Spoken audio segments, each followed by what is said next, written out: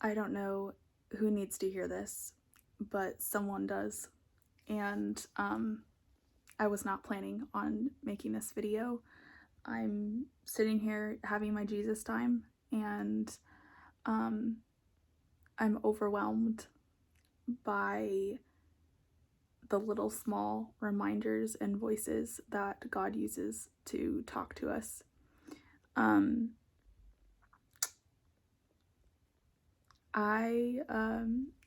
A month ago, they told me that I needed both of my hips repaired again, surgeries.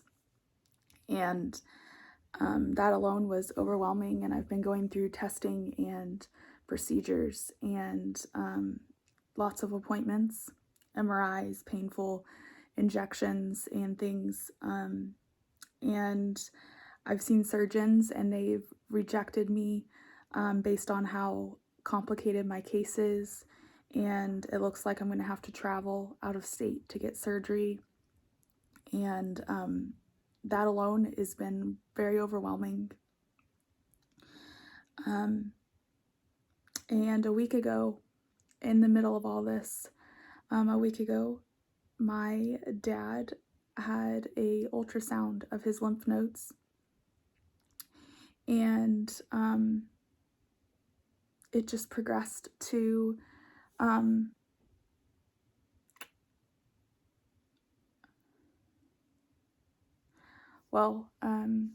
last Friday he had an ultrasound, and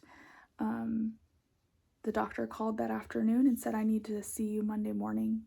And Monday morning, Dad talked to the doctor, and she seemed very upbeat. And she was like, you know what, like they are swollen. They've been monitoring them for about 6 months. I don't think, the doctor said, I don't think anything's really wrong with them. I don't think they're cancerous, but I would like to remove them. And so they scheduled the surgery for Thursday, and the next morning, Tuesday, so Monday he talked to the doctor. Tuesday morning he gets a call, and the doctor says, I don't know whether she got the radiology report or talked to another doctor, but she decided, she called him, and the mood changed a bit as she said, I need you to go get a CT scan this afternoon. And so at this point, we kind of like knew in our hearts that something was up. So Dad got his CT scan done, and at about 5 o'clock on Tuesday and at 7 a.m. Wednesday morning, we got a call. Dad got a call from the doctor, and she said that he had spots in the back of his tongue. We now know those are tumors, and or a tumor on the back of his tongue and his throat, and that his lymph nodes were irregular. And so the plan was this was Wednesday that we got that call, so the plan was still to go in on Thursday, and they to take a biopsy and send it to the lab while he was under, and then based on what the lab told them, then they would decide how to proceed with surgery. So Thursday, Dad went under anesthesia. They took a biopsy, and they confirmed that Dad has squamous cell carcinoma of the throat. We are waiting on the full biopsy to come back to tell us more details of there's different types of this cancer, I guess. And then also we're waiting to hear he has to have a PET scan and meet with oncology and a surgeon, but it's looking like we're going to be in this for a long haul. So while this is all happening, I had major appointments this past week with my neurosurgeon, a hip surgeon, my rheumatologist, my gastroenterologist, and pain medicine rehabilitation doctor. Everybody's trying to come up with a game plan for my health. And if you know anything about our family, you know that my mom also has serious illness. And so I am used to going to appointments with a blurry mind, spinning mind. But this past week was like nothing I've ever experienced. And it was also some of these major appointments that I needed a clear mind for to have. It's probably the first time that I've ever, as a full-time chronic illness patient, I just wanted to quit my job.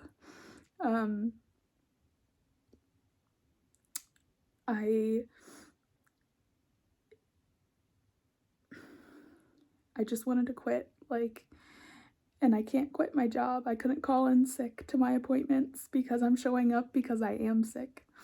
And some of the appointments on Thursday, the day of his procedure, I had 2 appointments that I had been waiting months to get in, and there was no option to cancel.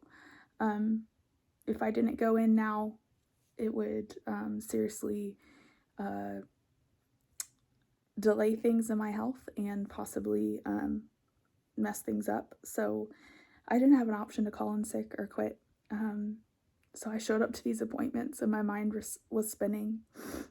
And I just felt like such a heavy weight because a month ago when they told me I needed surgery, I said, like, I took a day to process, and then it was the next day I was like, yeah, like I knew in my heart that my hips, like, it's time for surgery. And so I knew that. And then this past week it was like, how can I have the mental capacity to go through what Dad's about to go through and also have my hip surgeries? It felt like an impossible situation, an impossible decision, and just the chaos of it all is that I kind of had to make a decision on Thursday because of a lot of different factors, but so my mind was spinning and my heart was heavy, and I felt I would pull away from the appointments and I would sit in my car and I just like felt like I couldn't breathe, and I would just like gasp for air, and air wasn't coming. And I'd already decided, like, from the very beginning that, God, I was going to trust you, and I choose to love you through this all and bring praise and honor to you. And that really is my heart motto. But that doesn't make things necessarily easier. Life is still hard, and it'll take the breath out of you sometimes.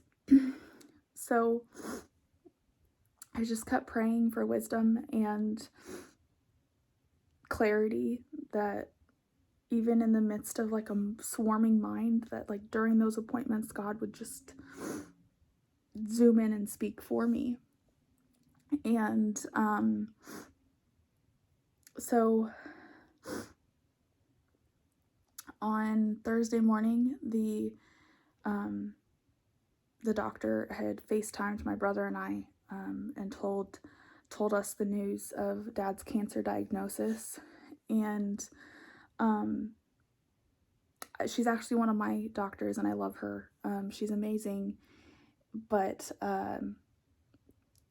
you know, I've never heard her talk about God or anything like that, and so but she was just a great support.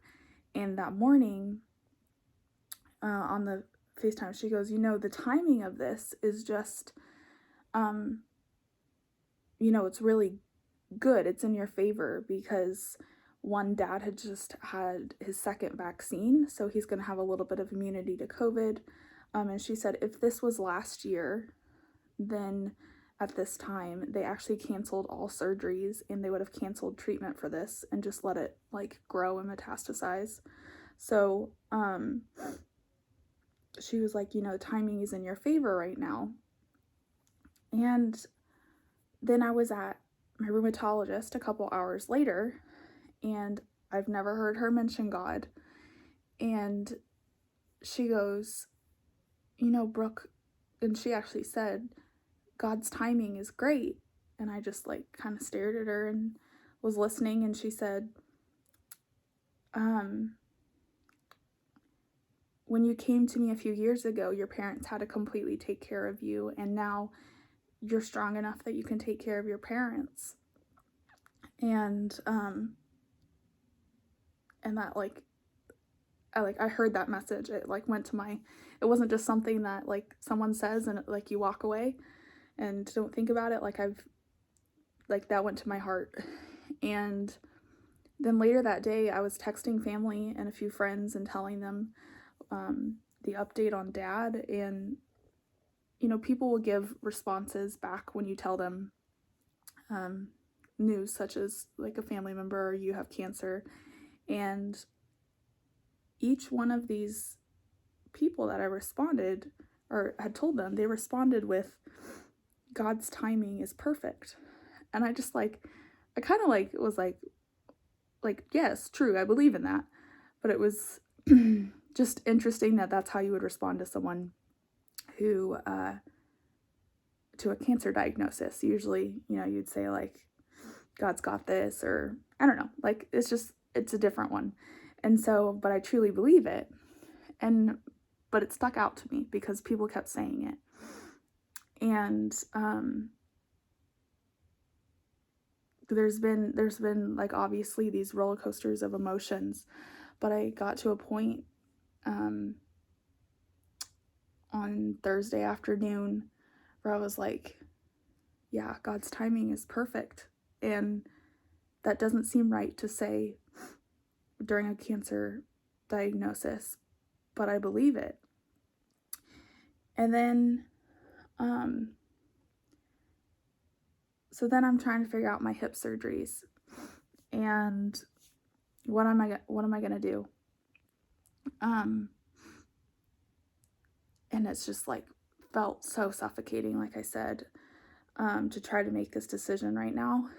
And in the last 2 weeks while I've been praying, I just like my word for last year, I had picked a word for trust, and that was like something I really wanted to work on with God was trust. And so still every day I pray about like that God would increase my trust in him. And I struggle with trust in general. So it's just been something that God's been working in my heart and healing me with. And so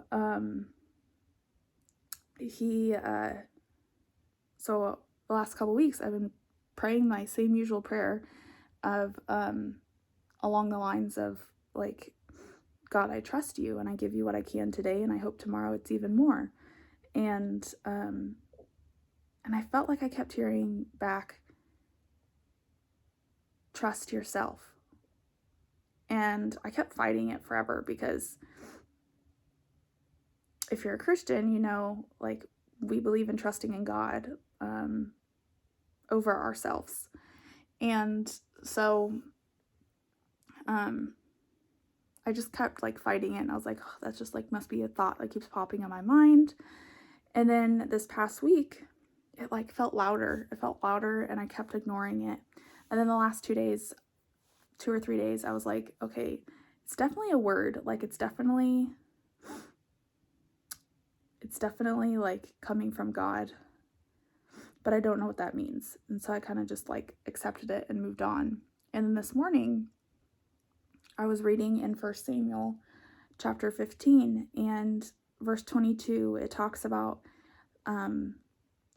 where this is the part Saul was disobedient to the Lord. And so the Lord is punishing him now. He's not going to be forever be king. And so Samuel is explaining to Saul, Samuel is a prophet, and so Samuel's explaining that in verse 22, he says that the obedience to God is greater than a sacrifice or a burnt offering. And so that stuck with me. And so I just stopped and I was like just meditating on that verse, and I asked God, God, how can I obey you today? And I heard immediately, like in my mind, trust yourself. And I was like, God, what does that, like, okay, all right, what does that mean? What does that look like? What do you mean by that? And I just, like, immediately God recalled to my mind how confident I was that I needed hip surgery a month ago. And like I had finally,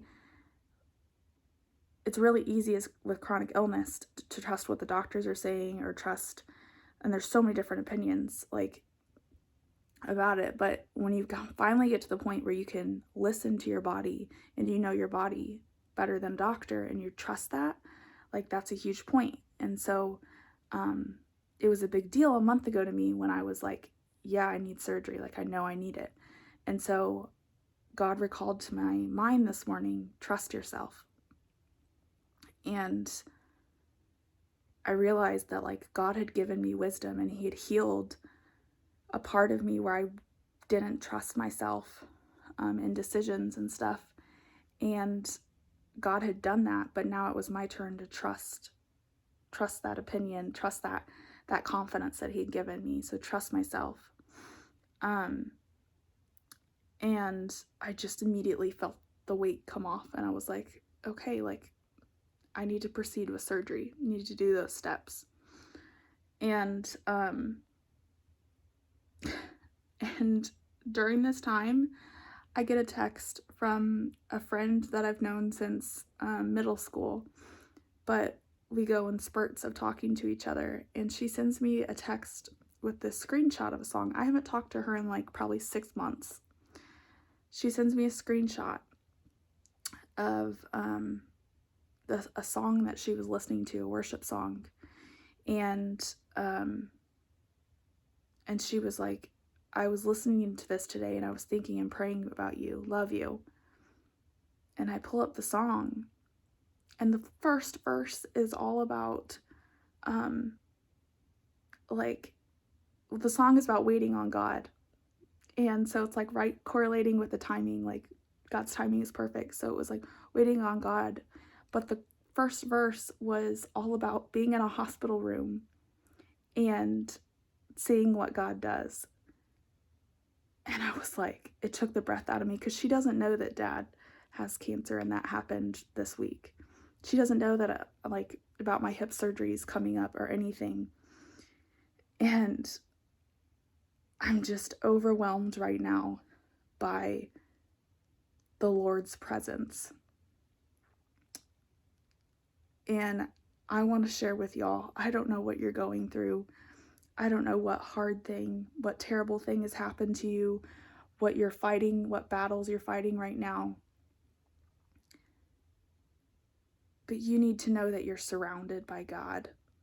And if you look to him and are in tune with the Spirit, you can find him in doctor's appointments. You can find him in text messages, in songs, in silence.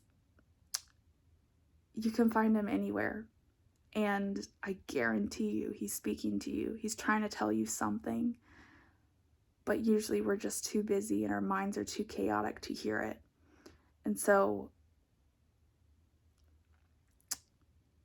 this video has 2 parts. One is I needed a way to tell y'all that my dad does have cancer and we have a road ahead of us. And with that, my own health has a road ahead of us, and it looks like some surgeries are coming up for me as well. And I'll keep y'all updated on that. But the second part, and I really want this to be louder than our struggle right now, is that God is with you. He is for you. He is fighting for you. He loves you. He hears your cries. And he wants to speak to you. He's moving on your behalf. And it's just, there's so much more than what we see. So we appreciate the prayers and we love y'all dearly. our family is very open to talking about our health struggles, and Dad has expressed the same thing. So if you have any questions or anything, you can feel free to reach out to any of us. But we appreciate y'all, and welcome to the Johnson saga if you're new to the whole gang. But we're gonna get through this, and God's got a plan. We know that, so we're gonna hold fast to that. His timing is perfect, and I'm gonna trust and obey him.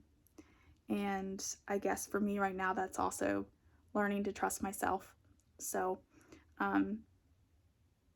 whatever y'all need to do today to obey God, to trust him more, go do it. Go do it. So I'll keep you updated, and much love, friends.